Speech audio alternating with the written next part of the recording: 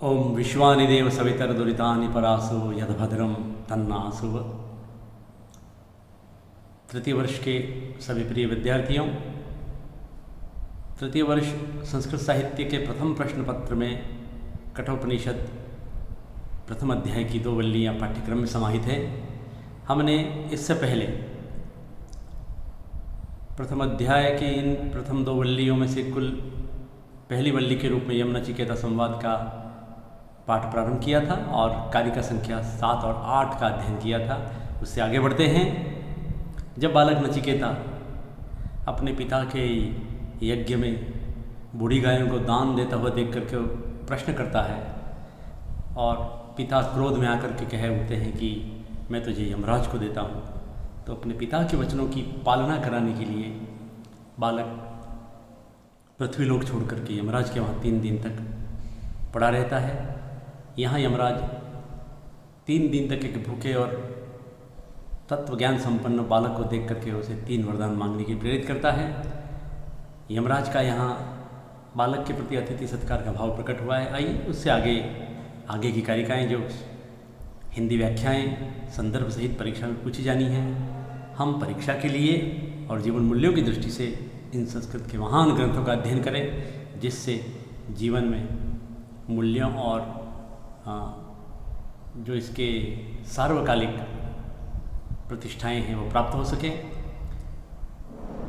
ओम विश्वानिदेव सवितरदुरितानि परासु यद्भद्रं तन्नासु। ये एक और चित्र है मेरे पास, आप देख रहे हैं।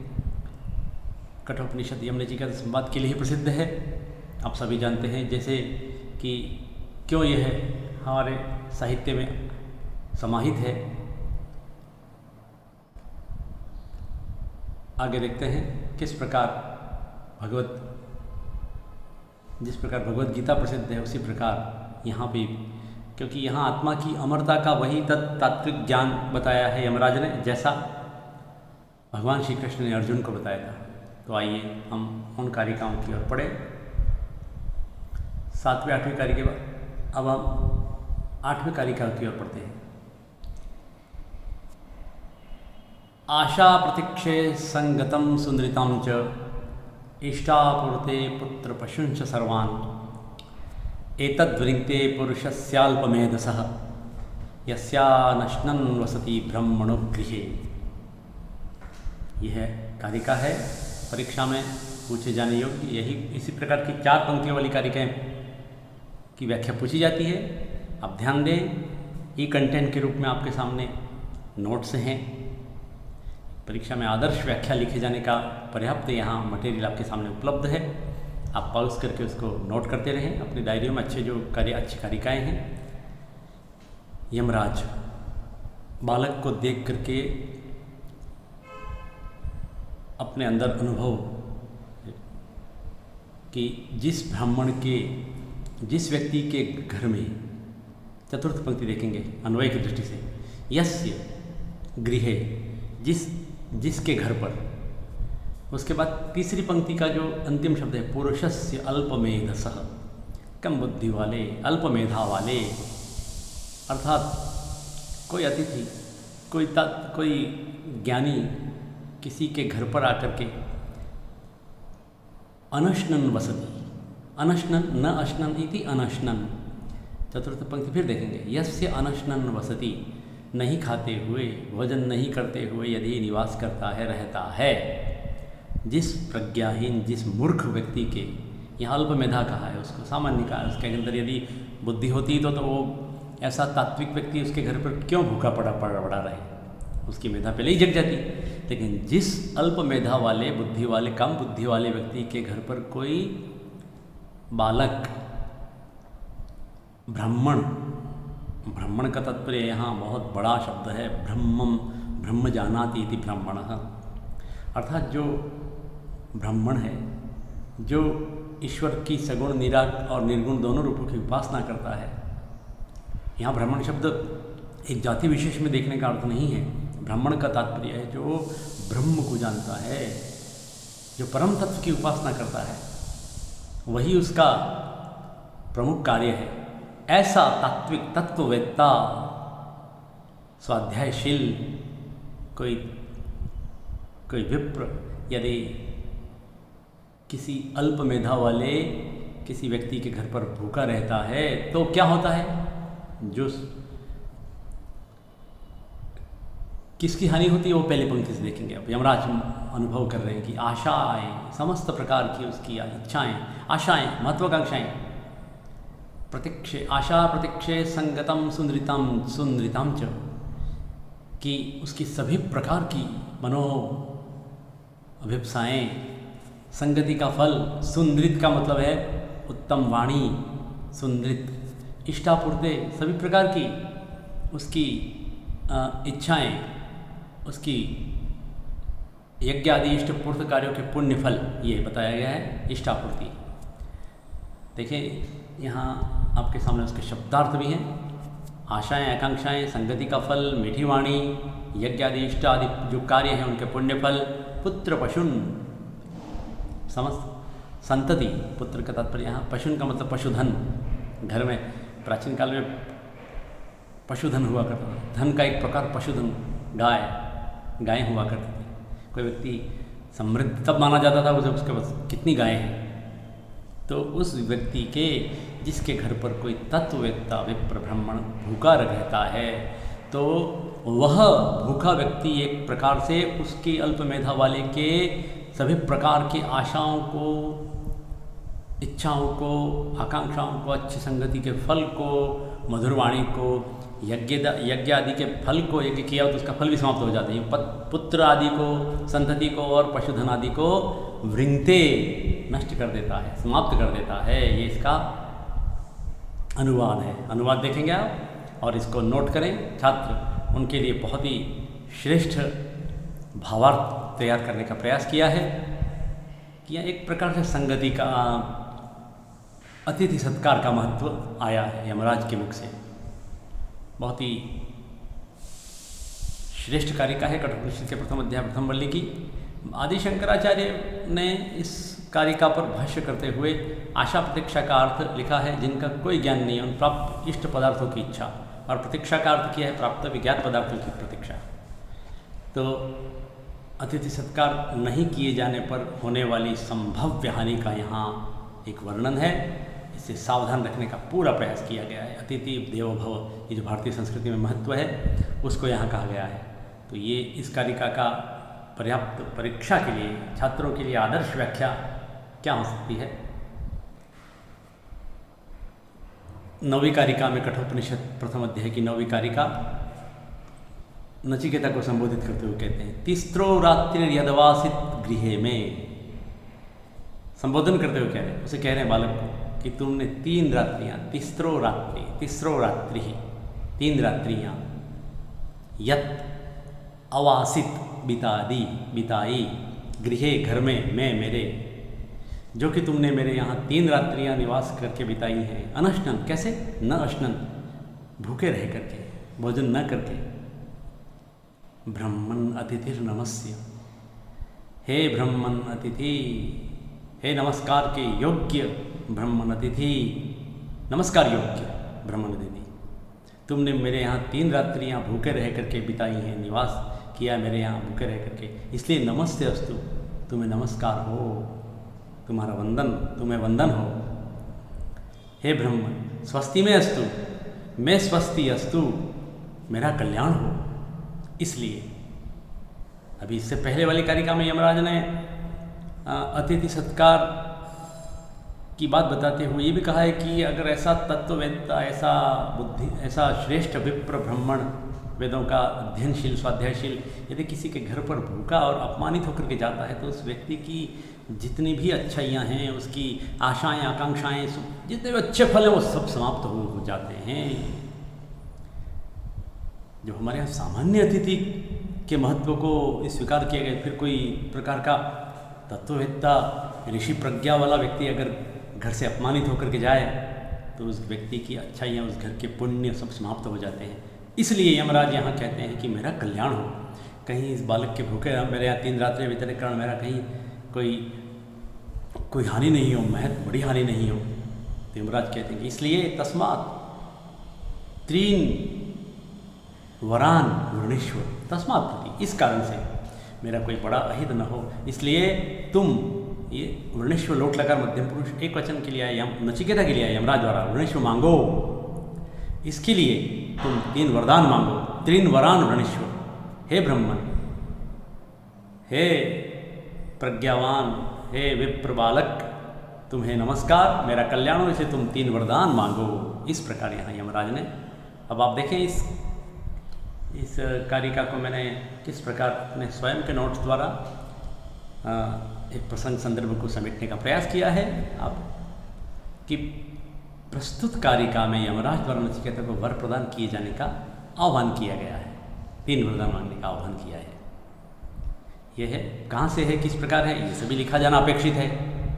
कठोपनिषद प्रथम अध्याय प्रथम वल्ली में नचिकेता को 3 वरदान मांगने का यहाँ कथन, ये अन्वय नोट किया जाए। ये शब्दार्थ आप देख रहे हैं, इसका अभी आपके सामने इसका विश्लेषण हुआ है, और ये इसका भावार्थ, व्याख्या और भावार्थ में कोई विशेष टिप्पणी कहने लायक हो तो अवश्य लिखनी चाहिए। तो यहाँ स्वकल्याण के लिए यम ने नचिकेता को 3 वरदान मांगने के लिए प्रेरित किया, ताकि जो एक कोई बड़ी हानि ना हो जाए। हम देखें 10वीं कारिका। 10वीं कारिका, यमराज ने जब नचिकेता को वरदान मांगने के लिए प्रेरित किया तो नचिकेता प्रथम वरदान मांगता है। एक छोटा सा बालक, एक लेकिन तत्व ज्ञान संपन्न, अध्यात्म के प्रति उसकी लालसा देखिए। हमें ये देखना होगा कि ये पाठ्यक्रम में ये चीज़ें हैं, इनको अपने जीवन में कैसे आत्मसात करें। आज का पुत्र क्या मांगेगा, और प्राचीन काल में इस प्रकार का ये कथानक वाला एक ऐसा वृत्त है हमारे सामने कि नचिकेता क्या मांगता है। देखिए क्या मांगता है पहले वरदान में, शांत संकल्प सुमना यथा स्यात् द्वितमन्युर्गौतमो माभिमृत्यो तत्प्रशिष्टम माभिवदित प्रणिप्रतीत एतत्त्रयाणम प्रथमम वरम वृणे। सबसे पहले कारिका को हम संस्कृत की क्लिष्टता दूर करेंगे, इसका काठिन्य दूर करेंगे। शांत संकल्प, शांत संकल्प, संकल्प शांत हो जाए, अर्थात पहले की तरह पूर्ववत स्वच्छ विचारों वाले हो जाएं, सुमना सुंदर मन वाले। अपने पिता के लिए शब्द मांग रहा है बालक। यथा स्यात्, यथा जैसे पहले, स्यात्, स्यात् वितमन्यु, स्यात् वितमन्यु ये शब्द है। स्यात् माने हो, वितमन्यु हो जाएं। गौतमो माँ अभी मृत्यो, मृत्यो यमराज के लिए संबोधन है, हे यमराज, हे मृत्यो। गौतम, गौतम, गौतम के पुत्र गौतम, गौतम नाम प्रत्यय लगने से गौतम बनेगा। तो अपने पिताजी के लिए नचिकेता ने गौतम, गौतम शब्द यहाँ प्रयुक्त किया है कि मेरे पिता गौतम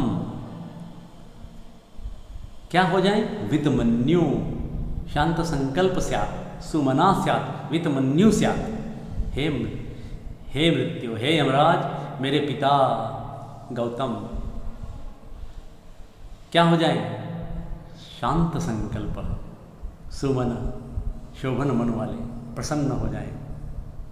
वितमन्यु, क्रोध रहित हो जाए। वित हो चुका है जिनका मन्यु, क्रोध में आकर कह दिया, अब इस समय वो क्रोध उनका ठंडा हो जाए, क्रोध रहित होकर के स्वच्छ विचारों वाले हो जाएं। ऐसा यमराज यहाँ, यमराज से एक तरह से पहले वरदान में नचिकेता ने एक निवेदन किया है कि अपने पिता की मन की प्रसन्नता चाहिए। कितनी बड़ी बात है कि कोई बालक क्या अपने पिताजी के इस प्रकार शांत संकल्प, प्रसन्नचित, क्रोध रहित होने की बात मांग सकता है। ये देखें, हम मूल कारिका देखेंगे। द्वितमन्यु वितमन्यु त्वत्प्रसृष्टम मां अभिवदेत प्रतीत एतत्त्रयाणाम प्रथमम वरम वृणे। आपसे प्रसृष्ट हुआ मैं, मां अभिवदेत, मुझे अच्छी तरह से संवाद करें, आपसे मुक्त किया गया मैं। इस प्रकार से यहाँ नचिकेता ने अपना जीवन भी मांगा है, लेकिन पिता की प्रसन्नता उसकी प्राथमिकता है, वो अपने लिए जीवन मांग रहा है, ऐसा कहीं उसकी लालसा दिख नहीं रही। किंतु स्वाभाविक है कि वह जब वापस जाएगा पृथ्वी पर तो उसके पिताजी उसी प्रकार वात्सल्य प्रदान करेंगे, उसके साथ संवाद करेंगे, क्रोध उनका शांत हो जाएगा, स्वच्छ शांत विचारों वाले हो जाएंगे, वैसा ही प्यार देंगे।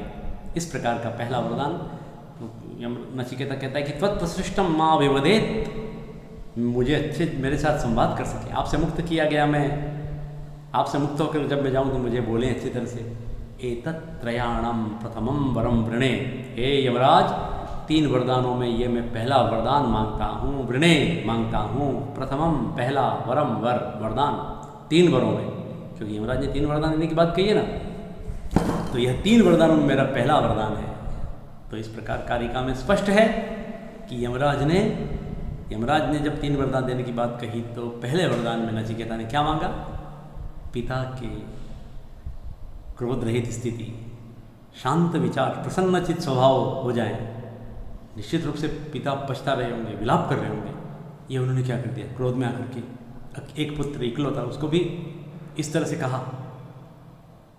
तो इस प्रकार यहाँ एक श्रेष्ठ पुत्र का पिता के प्रति एक अच्छी सोच, आदर्श पुत्र धर्म का निर्वहन किया है। पितृ परितोष, इसको हम कम शब्दों में कहें तो इसे पितृ परितोष कहते हैं। पिता की संतुष्टि पुत्र का धर्म है। माता पिता को प्रसन्न रखना, माता पिता को उत्तेजित नहीं करना। जो पाल पोस कर बड़ा किया है वो कोई इस प्रकार आवेश में आकर कह दिया, लेकिन अब पुनः पितृ परितोष कैसे होगा? शांत संकल्प, शोध शून्य, प्रसन्न मन कब होगा? जब वापस पुत्र को देखेंगे तो संभाषण कर सकें, अच्छा बोल सकें। इस प्रकार एक आदर्श पुत्र धर्म का यहाँ वर्णन हुआ है। तो माता पिता के प्रति बालक का जो इस प्रकार का एक आदर्श धर्म वर्णित हुआ है, ये अनुकरणीय है, आदर्श पुत्र धर्म है। यमराज क्या कहते हैं इस पर? यमराज ने कहा मृत्युरुवाच, ऋतु संधि से मृत्युरुवाच हो गया, मृत्यु बोले, यमराज के लिए संबोधन है। यम ने कहा यथा पुरस्तात् भविता प्रतीत औद्दालकी मारुणि मत प्रसृष्ट। यहाँ औद्दालकी मारुणि है, औद्दालकी आरुणि मत प्रसृष्ट सुखम रात्रि शयितावितमन्यु त्वाम ददर्शिवान मृत्यु मुखात् प्रमुक्तम। यम द्वारा आशीर्वाद में कहा जा रहा है, दिया जा रहा है, क्या कहा जा रहा है कि जैसे पहले थे वैसे ही भविता प्रतीता है नचिकेत, तुम्हारे पिता जैसे पहले थे वैसे ही हो जाएंगे, जाओ। उद्दालक वंश में उत्पन्न हुए अरुण के पुत्र आरुणि तुम्हारे पिता, मत प्रसृष्ट मेरे द्वारा छोड़े गए तुमको ददृश्यवान देखेंगे, और सुखम रात्रि शयिता वितमन्यु क्रोध रहित होकर के रात्रि में आराम से सुख से सो सकेंगे। त्वाम तुमको ददृश्यवान देख करके, कैसे? मृत्यु मुखात् प्रमुक्तम, मृत्यु मुख से मुक्त होकर के पुनः जीवन दिए जाने पर तुम्हें जीवित देख करके मुझसे मुक्त किए गए तुमको देख करके तुम्हारे पिता अब रात्रि में सुखपूर्वक सो सकेंगे और प्रसन्नचित्त होकर के तुम्हारे साथ संवाद करेंगे। जैसे पहले संवाद कर रहे थे, जैसे पहले बर्ताव था, वैसे ही बाद में हो जाएगा।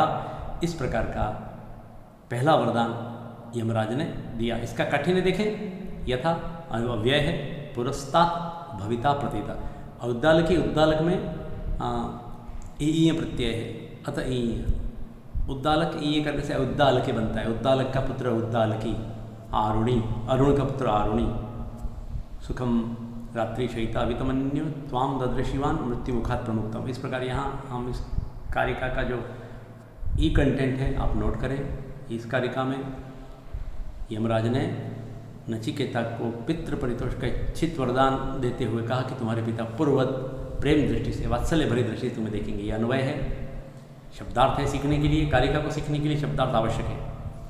परीक्षा में लिखने के लिए शब्दार्थ नहीं होता है, किंतु विद्यार्थी ध्यान दें, शब्दार्थ हमेशा घर पर हम स्वाध्याय करते हैं उस समय कारिका का काठिन्य दूर करने के लिए शब्दार्थ दिए जाते हैं। तो यहाँ आदर्श व्याख्या के लिए प्रसंग, संदर्भ, अन्वय, अनुवाद, व्याख्या और विशेष कोई अगर बात हो तो इसे आप अपने रजिस्टर में नोट करें। ये आपके लिए बेहतर नोट्स हैं, मेरे द्वारा प्रदत्त, मेरे द्वारा लिखे हुए हैं। ठीक, आगे बढ़ें।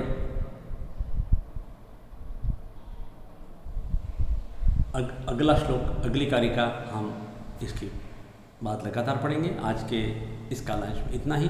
ओम।